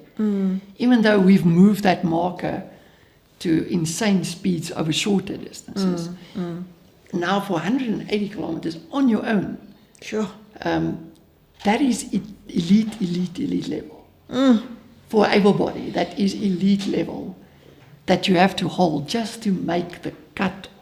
So that's what I'm trying to say. For us as quads to do an Ironman, that's why it's up till today, now we are 13 years on, no other quad of my level has ever done an Ironman. They haven't even attempted it. Oh, Never mind the fact that you don't sweat, yeah. the dangers, Yes. swimming, all those kind of things, Yeah. the bladder, the bowel. Wow, I'm just no, saying, you- the nutrition. And then you do that, and then you still, at that level of racing, then you have to go and push a marathon using exactly the same muscles The that you swam with and 15% bike with. again. It's not swimming with your arms and then cycling and then running and whatnot, Yeah, it's yeah. different muscles. So the point being, it's hard, okay? But that day, I wanted to hit that session. Now, I remember that morning, we left our house at 4. There was still a training now. This is not training. Yeah. We left the house at 4 for that 8.5 4 hour a.m. bike ride. And left the house at 4. I did my ride. Obviously, the ride takes a bit long because you stop for a pee. You have to eat in between, all those kind of things. And I just remember when I finished that ride, I didn't hit the 170 mark exactly. I ended up 165 kilometers, but it was incredibly hot. The road temperature, because I'm so low to the ground. Now, again, I don't sweat. That training session, I mean, it was insane. All those long rides was insane in those heats. But on the road, it was over 40 degrees that you just train. And most of that, my wife drops me off and she goes away because now I'm on the road for 8.5 hours. Then she comes back maybe 4 hours, 5 hours later. And then she checks in and keeps me cool at the last. Just remind us, Peter, on the part, I think maybe, I know we mentioned it in one of the conversations, but I'd like you to just remind us again, when you keep on saying you don't sweat,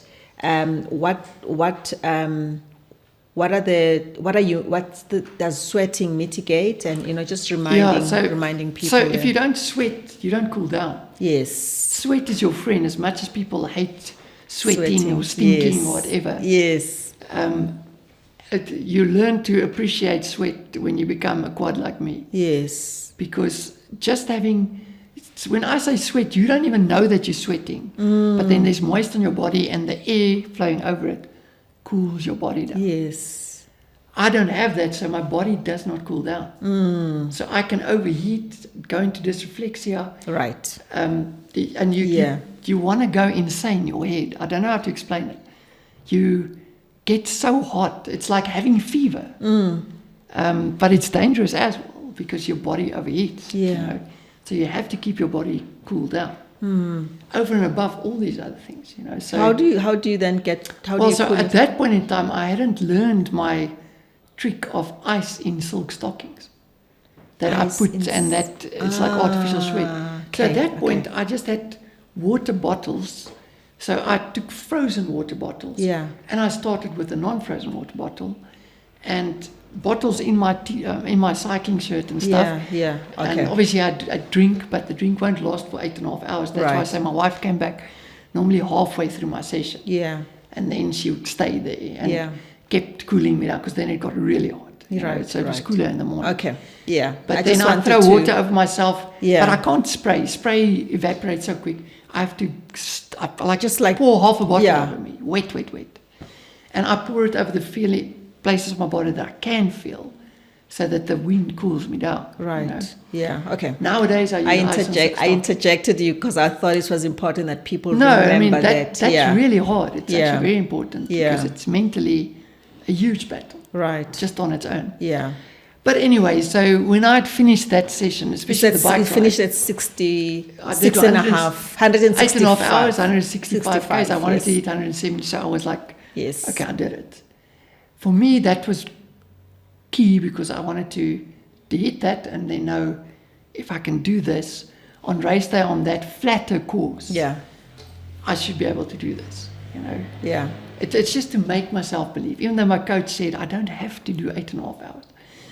Anyway, but I remember there's a photo here in my house that no one else will understand, but I'm lying there on that bike. My wife took a photo where I'm looking like in the distance. And only I know what that photo means, what I'm thinking. But I'm like, I'm stuffed. This was the mental battle royale.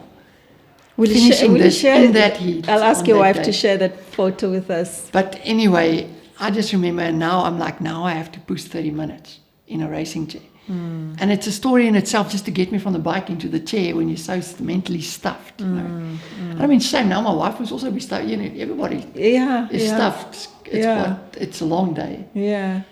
Anyway, and I just remember how I dreaded to get in that chair. How am I going to push 30 minutes now? I'm stuffed. Wow. I get in that chair and I push 4 minutes per kilometer. So I push 7.5 kilometers in that 30 minutes. And that's Sure. fast for us, off the bike. So it's just amazing how it's just, and then, I mean, I just remember, so here's the key thing. 12 hours later, Yeah. we back home. But on the way back home, I remembered I burst into tears, Wow. but of joy. Yeah. Because that day, I knew I'm going to do the Ironman. Oh. I am going to finish it. I can do it. That day was, I believe it. I can do it. Sure. And I don't cry for anything. But there, I burst into tears. The thing is, it's an emotion I've never had before. But I was just overcome with, Joy. I believe I can do this. I believe I can fly. And from that day, it was just, how fast will I do this? Now I just need to keep doing the training. Then come, I think it was like 23 October, 6 weeks before the race, 8 Yeah. December. Yeah. 6 weeks before the race. There's always Literally. something about 6 weeks. All of them, there's a Anyway, 6 weeks. I'm in a training Anyway. session. I'm in a training session Yeah. at the Cradle, same place on a Saturday. Yeah. It's a 6.5 hour ride. I'm going down now Yeah. in terms of time Yeah. going towards the race. Yeah. But still, I'm going down. I'm doing 6.5 hours of riding. Yeah. But now I'm doing hard intervals and stuff. Yeah. Yeah. And I'm in the middle of a 30-minute hard interval that I just started. I just spoke with my wife at a check-in. Yeah. She left. Again. Right. In the middle of a 30-minute hard interval, going down a downhill, 50 k's an hour. And then there's a rookie cyclist for the first time on a racing bike who does a U-turn because he sees his dad coming up the hill. And he doesn't look behind him. And I try and I go Save wider and away. wider to swing to not hit this guy. And I just can't miss him. And it's funny, it's also October. Exactly 10 years after my accident. And I can't miss him. And I hit him, I flip over, slide with the bike, and my arm makes a clicky sound. So the other lady that stopped is a nurse, and she says, no, she thinks it's broken. Anyway, so we phone my wife, I get in the car, obviously very careful, get to the hospital, my forearm is broken in 3 pieces. Ooh, 6 weeks before. Now I've done all these hours of training, all these beliefs, etc. And on the way to the hospital, again, for me, that 6 months into this race was like, people talk about being in the zone. I was in the zone for 6 months. That's the hard part to explain. But it was like a spiritual journey. Yeah. And I just tell my I'm wife, getting goosebumps. I think God is still going to make this happen. I don't think it's broken. Get to the hospital, x-ray, it's broken in 3 pieces. The doctor already can't understand what it means when I tell him I'm training for an Ironman and I'm a quadriplegic. He's like, what Ironman is this guy talking about? What Ironman? So what's broken in 3 pieces? My forearm, my ulna. So Yeah. luckily it's the ulna, not the radius. Yes. But either way, people won't understand that part of it. But the point is, I have to get an operation, a plate gets put in. But And my you've got arm is 6 in a weeks. cast. And you were supposed to be continuously be in the rhythm to prepare. Sure. So now my arm is in a cast. So for 10 days, 2 weeks, You can't do anything. my arm is in a cast. So, and I don't know why, but God is just telling me, I don't know, I just keep believing it's going to happen. I don't know how I tell my coach, my arm's broken. But 6 weeks before. So we that- put the plate in. Yeah. Now, in that first 2 weeks, I train with one arm, even in my racing chair. I go out on the road here, but now quite train in the racing chair. I just keep the rhythm going, but now we need to be careful of what we do to keep the balance. Yeah. Yeah. But I mean, I remember training with one arm 6 hours on the indoor bike with this car still like this, trying to keep both shoulders like that. The stuff I could do gym with the one arm I did to keep the shoulder fit. I've used the word So- unstoppable, but this is. But that's why this is a much longer discussion. But the point being, now I've broken my arm. Yes. Then there's one thing I thought that wouldn't hurt because it's swimming. So swimming, you determine the force. Yeah. So I thought when this cast came off, once the wound heals of the operation, so it's different than the bone needs to heal because they put a plate in. So that will support the bone while it's healing. Yeah. Yeah. So once you keep the arm still, because I heard it was high up, so it's close to my elbow. So unfortunately, I had bursitis in the elbow then as well, which I didn't realize would be that painful. The first swim I did, and I think it wasn't exactly 2 weeks, it was like 11 days later. No, actually the first swim was exactly 2 weeks later. I jump in the pool and I thought it would be fine. I jump in that pool and it hurts. Now I'm in the water, so I get out of that pool. I think I swam 45 minutes, but it hurts. And I get out of that pool and now there's these voices of doubt. Yes. But God told me this is happening now. Why is this so sore? And luckily my wife can't see the tears in my eyes because I'm hurting. So whether it's tears from pain and tears from the Swimming. this is not. Yeah, I don't the know if it's voices happening. and what voices. the battle But of the voices. she doesn't yeah. see the tears because I'm wet. Yeah. You know. But I get out of the pool and I just don't tell her. I tell her, no, it was okay. But meantime, inside, it wasn't okay. I'm like struggling with this. Yeah. Am I going to be okay? Yeah. But again, I the whole time, God, nothing, Bible verses, just daily, like signs, whatever, it's going to happen. Everything it's going to happen. Yeah. It's that disruption So you then spoke I about know when I we mustn't let started. my wife see the pain. If she saw Yeah. the tears, then she stops her there. She Yeah. would say no. Yeah. Yeah. And so I just tell her, no, it's okay. Yeah. Let's just go with it. Yeah. And I mean, it's insane.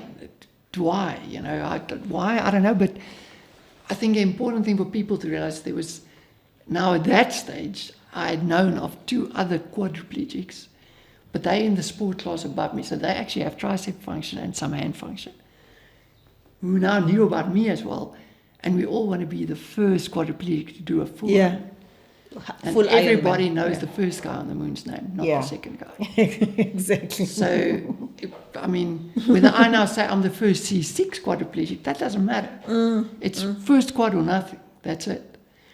And ironically enough, the one guy, he actually did his race in the beginning of November, but he didn't make the swim cut. So I'm sorry for him, but I was glad for myself.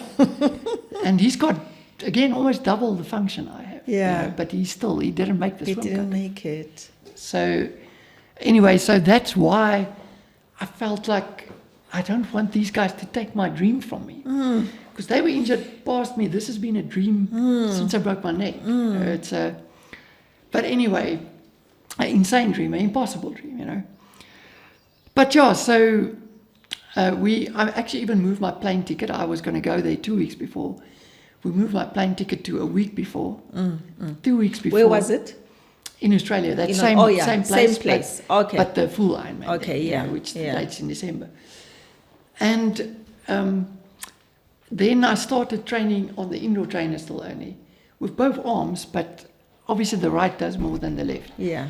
And especially in the racing chair, it was very dangerous because it's about the torsion. So you still have the plate in. And the plate stays in. I Yeah. still have the plate in today. Oh, even now, okay. Because if it doesn't bother you, the risk of going under anesthetic, it's not necessary. Right.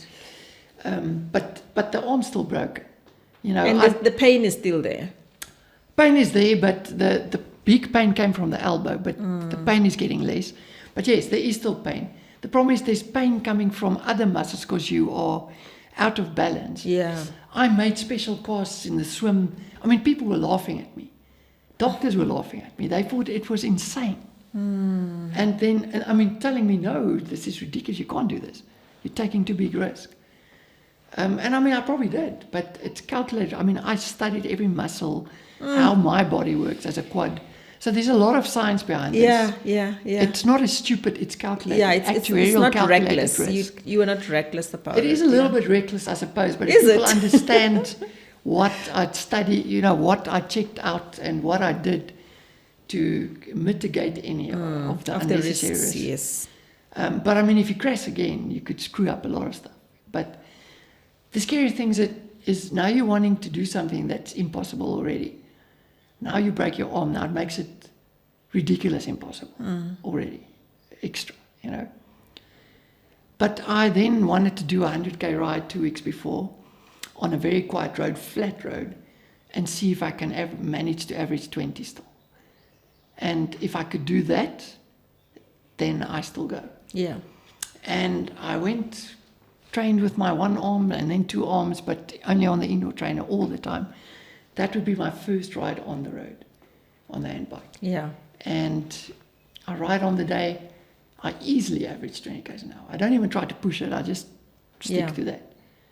So I'm like, no, we're going to do this. We're going, yeah. And yeah, 2 weeks after that, we sat on the beach early morning waiting for the start. And the rest is history. Wow. I became the first quad to do a full Yo. Ironman. And Sure. yeah, I mean, the scary thing is, I had doubts on the bike. Right. When I the swim was hard, but it was fine. I mean, like I said, every part of this is a story on its own, but from 120 Ks with 60 Ks to go, there was pain, but because of the imbalance and stuff. Yeah. But I just kept believing. So the voice that says this is possible, this you can. Yeah, do I mean, that, there was that the voice became- the whole time yeah. but I'm also a competitor, and there was two other paraplegics racing that day, but the one was ahead of me, out of the water. But then at 120 Ks, so that was 3 laps of 60K. On that last lap, 120 Ks to go, I started seeing him. I caught him. I passed him on that lap, and I never saw him again. And that guy didn't even finish on the day. Oh. So, but then that gave me like another extra kick. Yeah. But anyway, so I smashed the cutoff for the bike, and 13 hours, 24 minutes later, I became the first quad to finish the Ironman. And the funny part behind this story is with a broken arm, Yeah. just to show you how perfect that day was, because on an Ironman, it's about the weather, punches, anything So God that can kept go his wrong word. in that amount of time on the day. God kept Up his till word. today, I've done 4 full Ironmans, and that 4. is still, That one was the first one, and you've done and it's 4 still in my total. fastest Ironman with a broken arm. 6 weeks after breaking arm. So in the 4, this one was the first one. These 3 are not as fast as the As the first first one one where with a you had a broken arm. broken arm. But the others had weather conditions that was insane. Yeah. So there's some special stories to them. Yeah. Punches, blah, blah, slow puncher again in the one. I can imagine But that feeling so of to show you the fulfillment. perfectness of this day. And this is where, for me, I sat there that morning on that beach and I felt untouchable. Oof. And this is now that thing where, you know, when you're overcome by the Spirit, Yes. the Holy Spirit. Yes. I've had days in races, and at a world champ, there's some days where I just know. Wow. The world record later on, I just know. But that day, I can't explain. It's like a you talk about the goosebump feeling. That day the angel touched me Yes. was one of them. Was one of This was one of them. that day on the beach. It was felt also like I had supernatural. sailing Nobody on the is sea of His nothing's gonna love. stop me. There's a song that says "Sailing on the Sea of His Love," and I thought because it's also on the beach, so maybe the pun works well. Sailing on the sea of His love on that day. Yeah, I mean, look, obviously that wasn't the pun for me. You know, I had I know. my own songs. I mean, Yes. there was a song I had on replay that probably made my wife insane. Okay, But it's Our God is the song's name. Our God. So, yeah. Which one? So Our God is it's an called awesome- Our God. Oh, just Our The God. song's name is Our God. Yeah. But Who's the It's artist? just all Maybe about we'll if- be able to get it. yeah, if you listen to the words, it's just, you know, basically you're unstoppable. You know? Yeah. Your God is, our God is with you. It's very much the same line of what the angel told me as well that day. You know, it's funny. Who's the artist? I want that song. Our I mean, God. it's a choir song and many people sing, but the version that I have is, now I forget. Is it Chris something? Okay, we'll But check if you him out. Google Our God, there'll We'll be many check him versions out. of it. Yeah, you know, Chris something. it's Our a standard God. song. Yeah. So that was the song. But that was my main theme song. There's many other songs. I mean, like not gospel songs, but that song, the spiritual journey that I was in, the zone that I was in, like I want to say, it peaked on that day, and it was just incredible. Like, it was just that day, nothing went wrong. Everything was just perfect. And if you watch the video, my whole attitude the whole day. Finished the swim with a broken arm. I still have 180 k's to go. I mean, the heat was there. It was 35 degrees. On the road, 40 degrees probably, you know, whatever. Wow. It was over 30 degrees the whole day, you know. But we were ready. And when I moved out from transition onto the road, the guy, I mean, how the interviewer, that guy who did the footage that day, I mean, that was just the race organizers and the guy who made the footage for the whole race. It was just incredibly special. But he asked me questions during the transition while we were busy getting me out of the wetsuit into the bike, you know, because I have people helping me in the transition. My wife and the guy racing with me. And anyway, you know, it was just special for me when I watched that video, what I say. It's insane. I say, no, everything's perfect. Even though it's flipping hot, even though I have a broken arm, where your mind is. Yeah. And I just said, now it's just up to me to go out and do it. Wow. You know, there's no excuses. I have to go and do it. Take ownership. And I took ownership. Obviously with God. You know, With God, but, yeah. Anyway, so that was special. And I mean, obviously, there was tears when I finished the race, but my wife didn't even see them. Like, luckily, they interview afterwards and all that, even on that video. But those it's were not there, tears but of they joy are there. again. Yeah, I know. Tears I mean, of joy. Yeah, it was like it's incredible. and seeing God fulfilling His word that He said to you that this is going to happen, this is going to work out, and it did. And I mean, the amount of that Ironman still has legs. 30 years alone. It was Some people 2013, that- right? 2013. Because I see you wearing a jacket that says 2014. This is another one. Yeah, this is another one. Because Yeah, you've it's done a 4 follow-up. afterwards. Yeah. I mean, Yeah. you've done 3 more It's just after a that nice first jacket. one. Yeah, so Yeah. it's funny that I'm wearing it today. Yeah, I know. But no, so I mean, from there, I've done 4 more. I've done many half Ironmans. Yeah. From there, I did my first cycling world champs. And I mean, another special moment was then in 2014, Yeah. becoming a world champion for the first time World champion. in America. And again, the races where there was tears after. Yeah. Yeah. I was world champion after that again. Yes. But the races where there's tears are And the the ones first that, ones. It's possibly the first ones or first something ones very special about them, happened. you know? Yeah. Yeah. And that was one of them. Again, I didn't have tears. My wife didn't even see when I cried.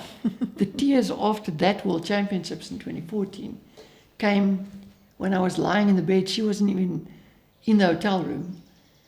She went to get food or I don't know what, something. She was gone for half an hour. And I was lying there and it's when it sinks in what you just managed to do. Yeah. The peak moment. Yeah. Then the tears of joy come, you know.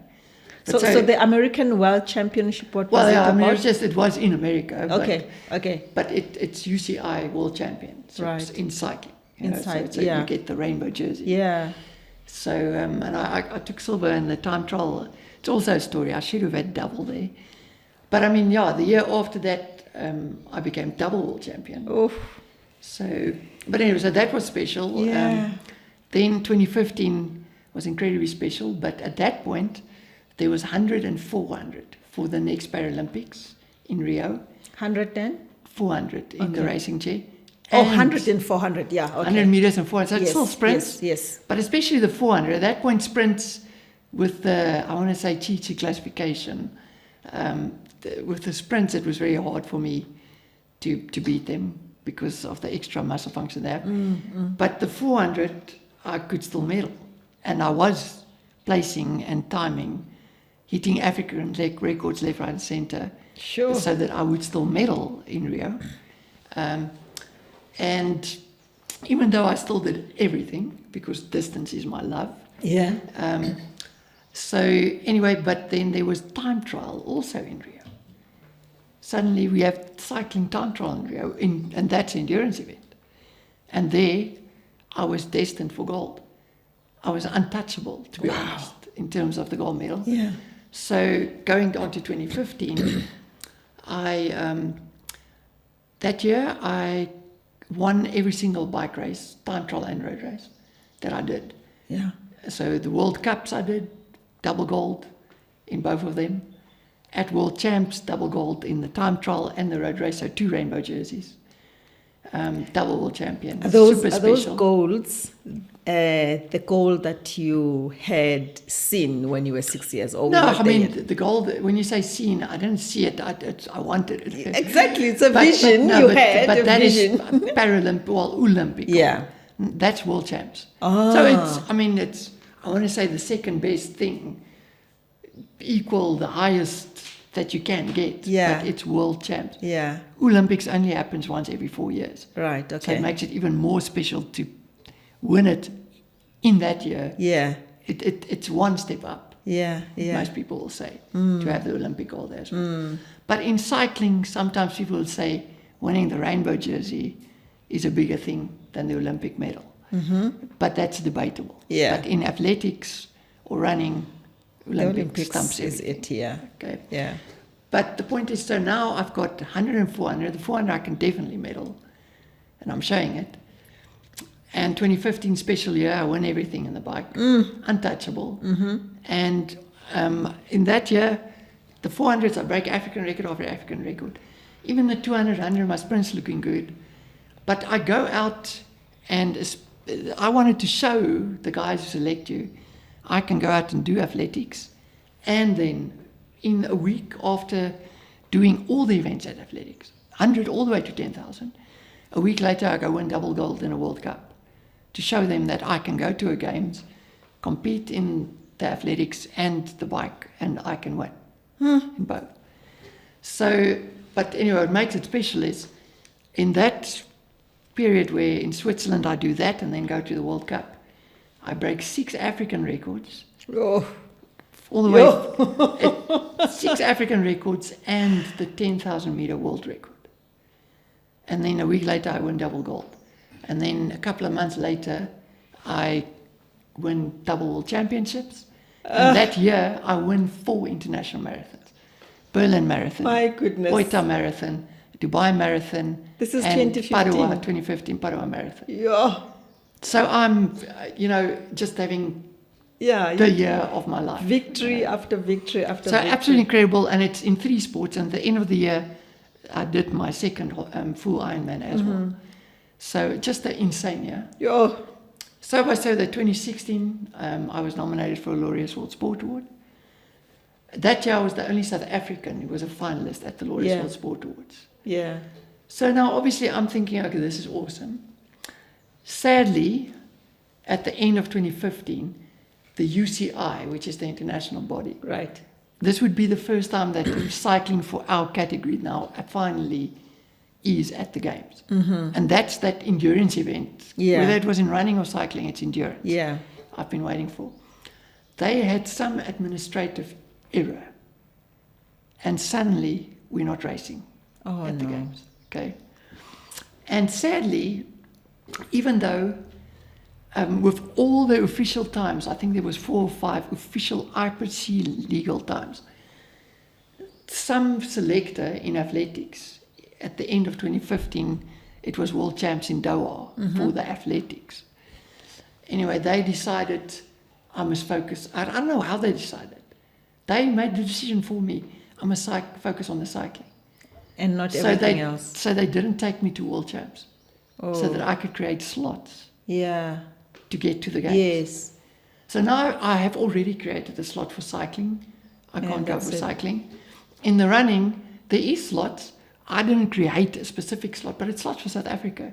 And the sad reality is every single 400 time that I did, 2 of those times I would have won silver at that World Champs. All of them I would have won bronze at the World Champs in the 400. And I'm not in the team.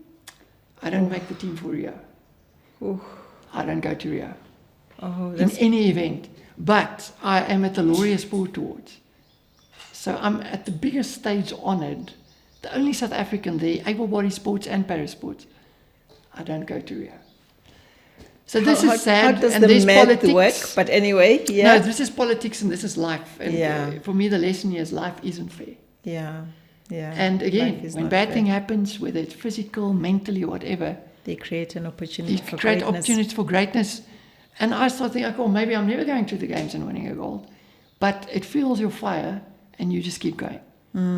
Because I'm in the shape of my life and I realize I'm impacting people. Yeah, yeah. And I'm setting records. Absolutely. And I'm enjoying life and sport. Yeah, yeah. My work is supporting me. This is, yeah, it goes. Yeah. But the irony behind it all is then my wife and I had, during all these years, tried to have kids. And first in 2009 we were told we can't have kids, and that's a long story. And it's a journey, but then from 2014, there was something new, medically, science-wise, so we could actually try again. Yeah. And this is on my side more.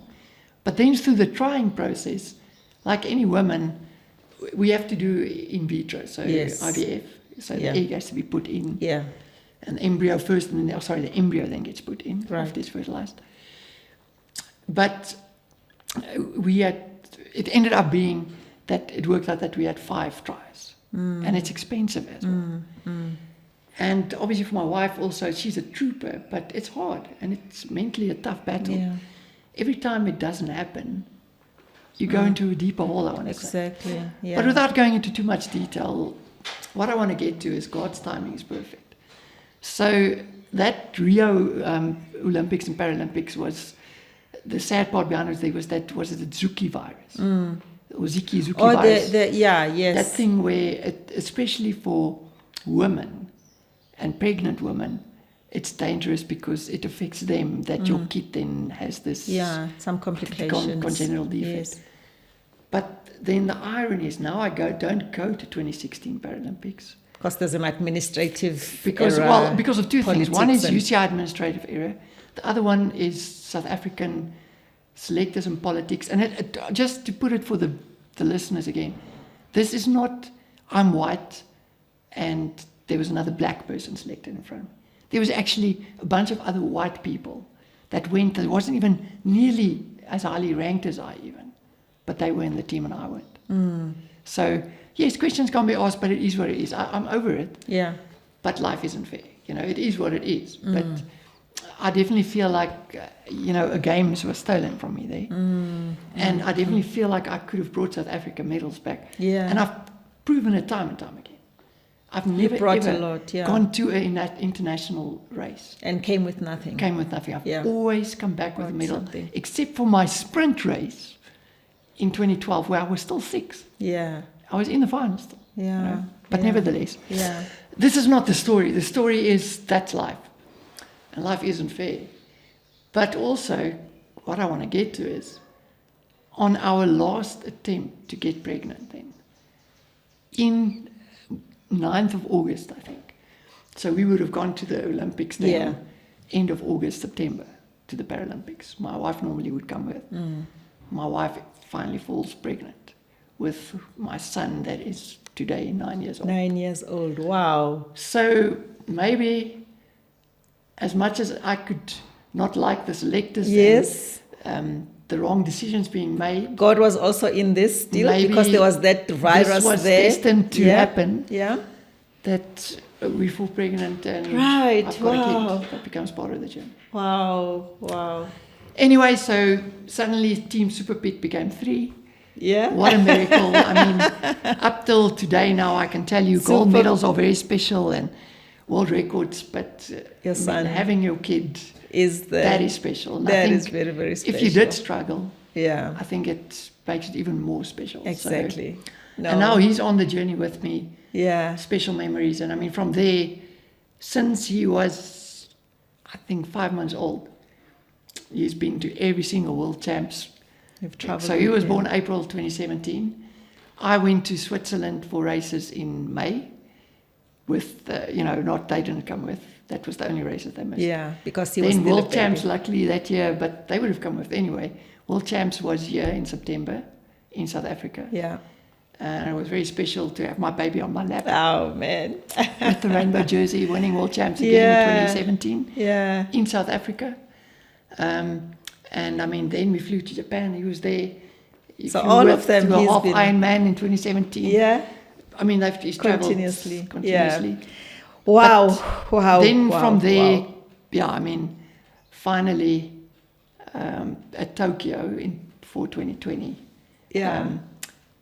Again, cycling finally was there again, and now it was there and not administratively cancelled. Yes. No administrative issues. From there, yeah. in 2018, I knew now I'm working towards Tokyo. Yeah. And then I didn't care about the sprints. Then I knew the cycling is solid. It's there. Yeah. Because of that mistake that happened. And then the journey into Tokyo Continues. started. So we close it at that today, and wow, that was a journey. As I'm just reflecting on the conversation, building into, so in my coaching again, I take people all the way to define their purpose in life. Some people, like I say, you are very blessed to have known and actually are living your purpose. So there are components, what I call building blocks into coming to that purpose.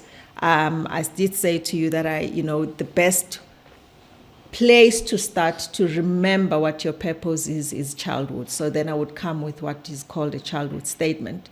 Then from there we get, you've mentioned a lot, even now talking about your son and talking about those tears of joy, that sense of, fulfillment. So I also then come up with a fulfillment statement where people can understand how fulfillment is like, where you get fulfilled not at the expense of who you are, not at the expense of your identity, not at the expense of your true self. So then we come up with a fulfillment statement. Then what comes next is an impact statement, which you have shared a lot around today. The impact that you just achieving and pushing through certain milestone, the impact it has in changing people. Even this conversation itself has started to have its impact. Then it becomes the impact statement. And then the last part, when I then craft the definite major purpose for clients, the last part would be a legacy statement, which is going to be the final conversation that we're going to have as we come close to the journey of Supa Piet. So you, without knowing how I package it, but I am able to pick up that indeed this combination is real, right? It makes sense to me. And I thank you for having brought to me the evidence of a purpose has those clues, has those components, and I'm grateful. I'm grateful that I get even myself the impact that I've had from our conversation today is the confirmation that if we all can be on the journey to remember and discover.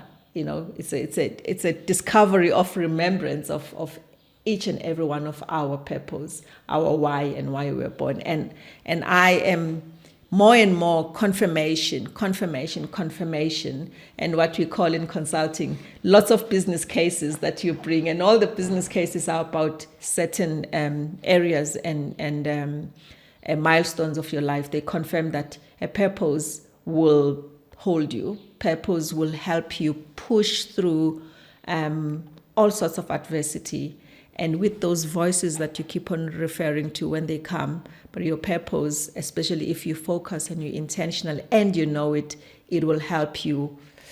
As difficult as sometimes it is, it will help you to see that it's almost impossible, then it becomes very possible. So with that, those are my closing words, but I would like you to give us our closing words from your side. After you've said so much. Yeah, I talk too much probably, but no, I think my closing words would just be, sometimes you don't know your purpose, but it actually is there. Yes. So if you follow just living, I want to say living life fully and Yes. living it, doing the small things right, Yes. then you are impacting people and Right. being purpose without you knowing. Yes. Whether it be sports, work, just living life Yeah. at home, Yeah. walking the dogs, whatever it is. Yeah. Yeah. If whatever you do it right, you do it with purpose. If you are religious or have faith, doing it with your faith, then there's going to be purpose. Right. Even if you don't know exactly what your purpose is, Yeah. there is. Yeah. And then stick doing the small things right. Exactly. You know, like I tell my son, he hates making up his bed, but if you do the first thing that you have to do in the morning, good and right and with pride, The whole day. the whole day, you've started your day right. Yes. And then the next thing can happen, the next thing can happen. Yeah. Yeah. So just remember that even if you're not sure about what your purpose is, if you do the things right and with pride and with It how will. you're brought up, and if Yeah. you're faithful according to Yeah. those guidelines, Yeah. Yeah. then you are purposeful. Yeah. Maybe that's what I would say. Absolutely. Yeah. Wow. Thank you very much for the time, and you've really taken us through your journey. I was captured. Like, I kept on listening and listening and listening. Like I said, I am thinking how much of this is a blueprint, a compass for how we face life. You know, you sharing it in a sports driven environment, but all of us can take it and use the same to face it in our own type of journey, our own purpose, like you've said. So I really, really do thank you. Once again, I'm changed, I'm transformed, I'm impacted, and I'm forever grateful to you, Pieter. And this is the end of this session, and I am Lerato Sithole, your host in Conversation with Greatness, and our greatness has been Supa Piet. Until we meet again.